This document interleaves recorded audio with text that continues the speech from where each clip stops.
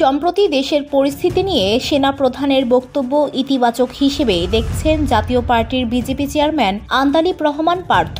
রোববার যমুনা টেলিভিশনের টক শোতে উপস্থিত হয়ে তিনি বলেন, আমি সেনা প্রধানের এই কথাটাকে খুব পজিটিভলি দেখি, বিকজ আমাদের কোনোভাবেই ভুলে যাওয়া উচিত না যে 17 বছর আওয়ামী লীগ কি করেছে এবং কত রক্তের বিনিময়ে, কত কষ্টের বিনিময়ে, কত গণতন্ত্র হত্যার বিনিময়ে, কত কিছুর বিনিময়ে আমরা আপনারা এখানে বসে আছি। আপনি যে টিভি চ্যানেলটা চালাচ্ছেন এটাও থাকতো না যদি 5 আগস্ট না ঘটতো।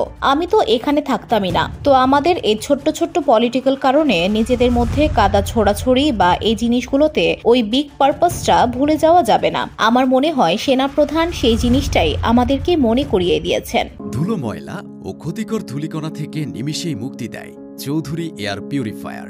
এর শক্তিশালী সাকশন ঘরের কোনায় কোনায় লুকিয়ে থাকা সকল ধুলা টেনে ফিল্টার করে এবং বের করে আনে নির্মল ও স্বাস্থ্যকর হাওয়া।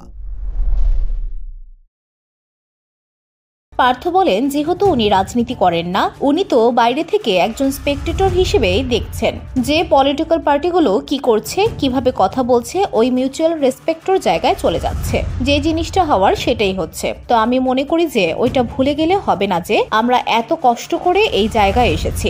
আমরা যাই করি না করি, যতই দাবি করি, ওই লাইনটা আমাদের ক্রস করা যাবে না, বিকজ আমরা সবাই যুদ্ধ করেছি, যে যার মতো যুদ্ধ করেছে। তো আমার মনে হয় সেনাপ্রধান সেই কথাটাই বলেছেন এবং বাংলাদেশের মানুষের ওই গুড স্পিরিটেই এটা গ্রহণ করা উচিত। তিনি আরো বলেন, আর সার্বভৌমত্ব নিয়ে যে কথাটা আসছে সেটাকে আমি এভাবে দেখতে চাই যে আসলেই যদি আমাদের নিজেদের মধ্যে গন্ডগোল হয় তাহলে তো বাইরের অনেক শক্তি অনেক কিছু করতে পারে। সাধারণত আপনার অবস্থা যখন সেটেল থাকে না, তখনই বাইরের অনেক ষড়যন্ত্র এখানে চান্স নেয় এবং তখনই সার্বভৌমত্ব প্রশ্নবিদ্ধ হয়। আমার মনে হয় উনি তাই বলেছেন।